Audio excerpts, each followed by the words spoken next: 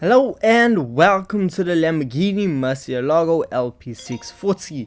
Before the Lamborghini Aventador, there was this, the flagship supercar that came from Lamborghini. This was a four-wheel drive V12 powered car that produced over 631 brake horsepower from factory. With us being able to get behind the wheel of both the Diablo and the Lamborghini Aventador, let's see how the middle child actually faces up against him. So, when you first get behind the wheel of the Lamborghini Murciélago LP640, you're going to be greeted by something actually unexpected, and that is understeer. I don't know if it's just with the new physics update that came with update 1.31, but the Lamborghini Murciélago suffers terribly from understeer. No matter how fast you go around a corner, you cannot even think of accelerating through a corner because that front end is just gonna push you wide. Genuinely, it is not a good driving experience to have this vehicle stock. As you can see, I'm trying my hardest just to keep this car from running wide and off circuit. I really did not expect this from a Lamborghini of this caliber. As I said, this was the flagship Lamborghini at one point. The LP640 was unstoppable, being able to travel over 340 kilometers per hour. And you know what's crazy to think about is that the Murciélago actually first debuted in 2001. How is this car already so old? Now, by its modern day standards, this car is still so rapid. However, its modern day equivalents are a lot lighter, a lot more powerful. So, is there a reason for you to actually get behind the wheel of this car? So, when the car is standard, I don't actually see why you would want to. As I said, the understeer is really what kills this vehicle. The car still has amazing top end speed. It can compete with some of the best modern day sports cars / supercars, but it's really the handling that just lets it down. Other cars you're able to take completely flat out through some of these corners, and the Murciélago you can't accelerate through them, otherwise you are going into the barrier. So that is the first thing that we need to fix. Now, since we're already going to be upgrading the car to sort out its handling, let's upgrade the power one time as well. So just like the other Lamborghinis in game, you can't add any turbochargers or superchargers to these vehicles. This is just a fully maxed out, naturally aspirated V12, and honestly, that's nothing to complain about. To be honest with you, the Lamborghinis don't really need aspiration, they don't need turbochargers, they don't need superchargers, because the V12 is so capable of producing such amazing power, and without turbochargers or superchargers, this car gives 100% of its power no matter the rev range, and it is honestly insane. The car sounds like an orchestra. That has to be one of the best things about Lamborghini, is how iconic those V12 engines actually sound. Now, after fully upgrading the vehicle, we see that we gain over 200 brake horsepower, but more importantly, we're able to strip out more than 300 kgs out of this vehicle. Now, what baffles me in this game is the fact that we don't actually have the SV variants of this car. So, with the way the power is looking and the weight, I thought it's only going to be best suited if we find an SV livery. So, the livery comes with a massive rear wing, front splitter, so I knew, okay, we are going to be able to adjust the downforce because we're going to need to set it fully maxed out to just help this car get around corners. So let's see if all of our money spent is actually gonna make a difference. With us now jumping behind the wheel of the fully upgraded Murciélago, we are greeted with some sideways action coming into the first corner.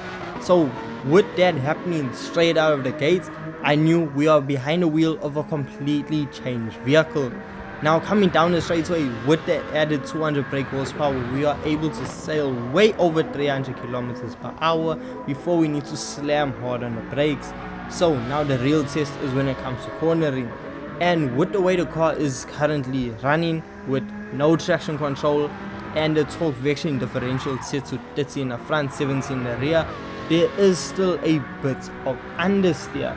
Now, it's not as bad as standard because if I'm going to be honest with you, the car handled worse in the Lamborghini Diablo, which for me was shocking as it's so much more newer and it's supposed to be made better than the Diablo, so it really just threw me off. Now, something else I need to get used to was the braking because I misjudged, put into barrier, but I knew I couldn't be there too long, otherwise Matt Armstrong was going to come and try and rebuild the car. So we kick it back out onto circuit to just see how the car actually performs. And as we're getting the hang of it, yes, the car is quite snappy. As I mentioned, there is no traction control, but with 30% going to the front, it really throws off the way the car handles. What I'm going to do now for the second lap is I'm going to send all of the power to the rear wheels and just see if that actually helps with the understeer issue. So now coming around the last corner, we see how we are able to take the corner, and it was actually pretty good. So the longer you experience the car, the more you'll understand, okay, to counter the understeer, this is how I need to brake, this is how I need to turn into a corner. So now with all the power going to the rear wheels, the car basically becomes a smoke machine. It's honestly such a fun drift car, and I don't know why I wasn't expecting this. I had full intentions of putting it sideways, but I thought, you know what, let's try and keep it reserved and try and just set a fast lap time. Well, with the car sliding all over the track, it made for an exhilarating ride. It really gives off the impression of the Lamborghini Aventador, just a lot cheaper.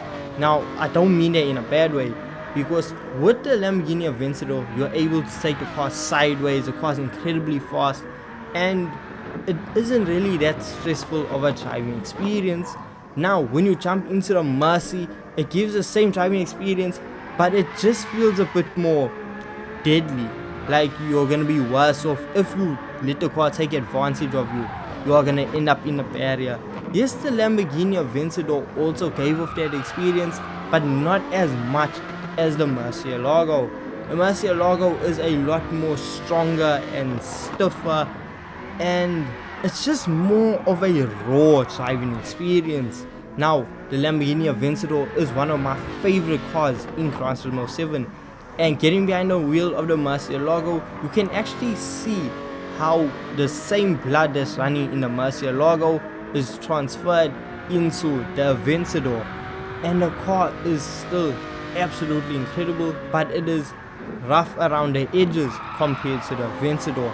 But don't let me put it down, because this is still an incredible car to use.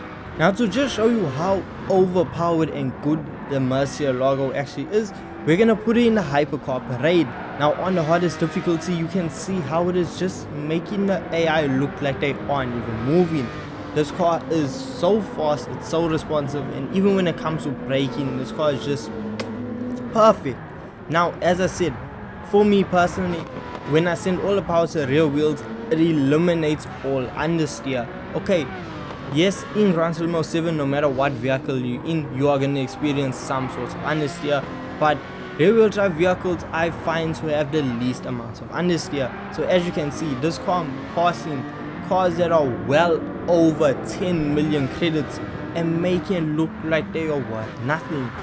The Lamborghini Murciélago LP640 is an incredible car that is reasonably priced. So overall, after fully upgrading a vehicle, you're gonna look at about spending about 500,000 credits, which if you're starting out is a lot of money, but once you complete menu book 39, one event can earn you 825,000 K. So one event can cover the cost and you get to experience what an amazing car this actually is. So if you haven't experienced the Lamborghini Murciélago LP640, I suggest you do, because it is one cracking Lamborghini. So with all this being said, thank you so much for watching. If you guys did go on to enjoy this video, thank you so much for your time, and I'll see you in the next one. Peace.